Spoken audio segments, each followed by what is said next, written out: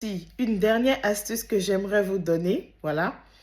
Si, par exemple, votre garde...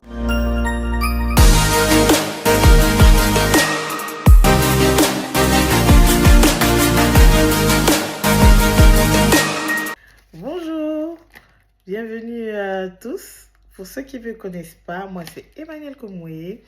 Alors, j'ai ouvert cette chaîne pour aider tous ceux qui veulent venir en France pour étudier et qui passent par Campus France et tout. Donc, n'hésitez pas à vous abonner, à liker, à partager. Je suis nouvelle sur la chaîne. Donnez-moi de la force pour que je puisse aider un maximum de monde à faire leur dossier pour venir en France. Voilà. Donc, aujourd'hui, on va parler du dossier financier pour venir en France. Donc, il faut savoir que pour un dossier financier, vous avez trois choix. Soit vous avez un garant financier, soit vous faites un compte bloqué, soit vous venez par bourse d'études. Donc, on aborde d'abord le point du garant financier. Pour le garant financier, ce qu'il faut savoir, c'est que vous pouvez prendre n'importe qui soit un membre de votre famille, qui soit, je prends des exemples, un cousin, un frère, votre papa, votre maman, vos tantes, ou bien un parfait inconnu, ça passe. Seulement, cette personne doit respecter certaines conditions. C'est tout. Donc, on va voir maintenant le détail des conditions pardon, à respecter. Donc, quelles sont les conditions que votre garant doit respecter pour pouvoir être votre garant financier? Pour que, en gros, ça passe au visa, pour que vous puissiez avoir le visa. Votre garant financier doit s'assurer d'avoir le triple de ce que le consulat demande pour qu'un étudiant puisse subvenir à ses besoins en France. Il faut savoir que le consulat demande 650 € par mois. Donc, ça tourne autour de 615 à 650 € par mois pour que l'étudiant puisse se prendre en charge en France. Donc, le garant financier, quand il va déposer ses dossiers, eux, ils vont s'assurer qu'il touche 3 fois cette somme. Et ils vont regarder aussi s'il a des enfants. S'il est marié, il a une femme. Et si, après vous avoir envoyé les 650 € par mois, ça fait, je crois, 400 et quelques mille en francs CFA. Donc, ils vont s'assurer que, après vous avoir envoyé ces 400 et quelques mille ou ces 650 €, que lui, à son tour, il puisse prendre soin de lui et de sa famille. Parce qu'il ne faudrait pas que, quand lui, il vous vire de l'argent chaque fin du mois, lui, il ne puisse pas subvenir aussi à ses besoins. Donc, si c'est le cas, le consulat de France ne va pas accepter votre dossier ou ils vont mettre refus et tout. Voilà, ils ne vont pas détailler. Voilà. Donc, il faut vraiment s'assurer que son garant touche vraiment beaucoup d'argent, soit vraiment assis et soit vraiment assis financièrement, quoi. Il puisse prendre soin de lui, il puisse prendre soin de sa famille, femme, enfant, et qu'il puisse aussi vous envoyer de l'argent. Voilà.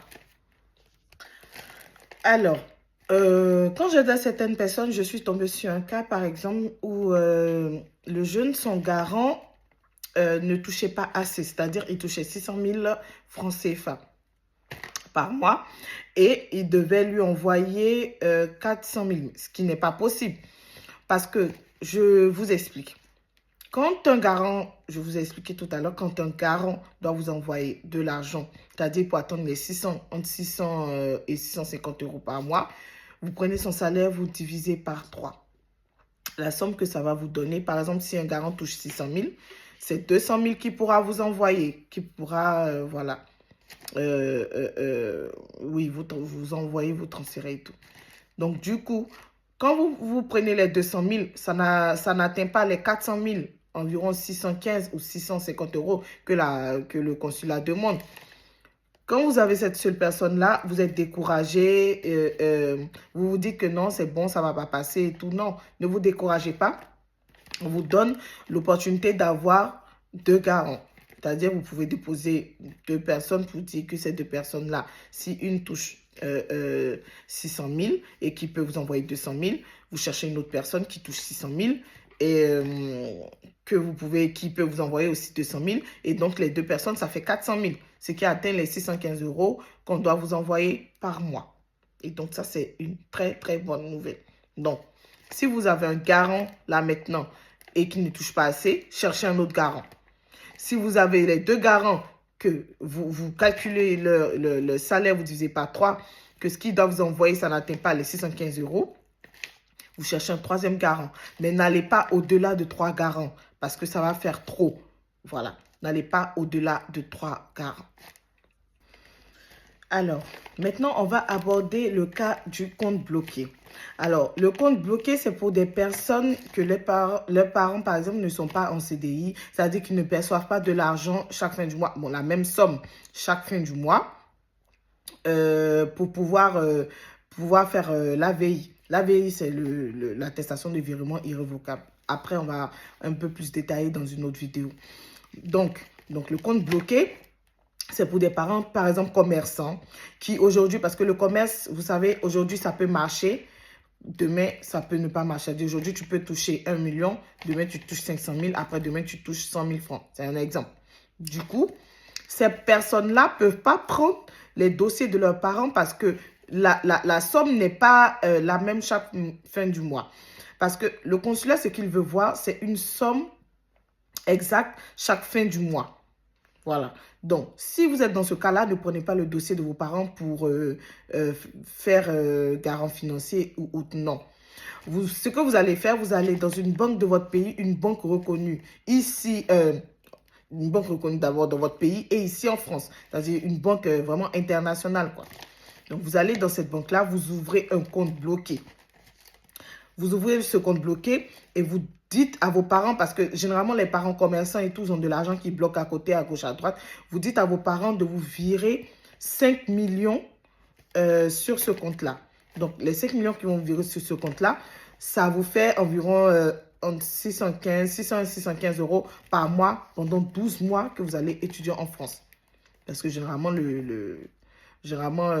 on vous donne un visa de 1 an. Donc, voilà. Donc, ça peut passer. Donc, ils vous virent les 5 millions sur le compte. Et maintenant, vous vous dites à votre banque, quand vous serez en France, vous ouvrez un compte, votre banque vous fait l'AVI. C'est votre banque qui va vous faire l'AVI pour dire qu'ils vont vous virer tout cet argent-là chaque fin du mois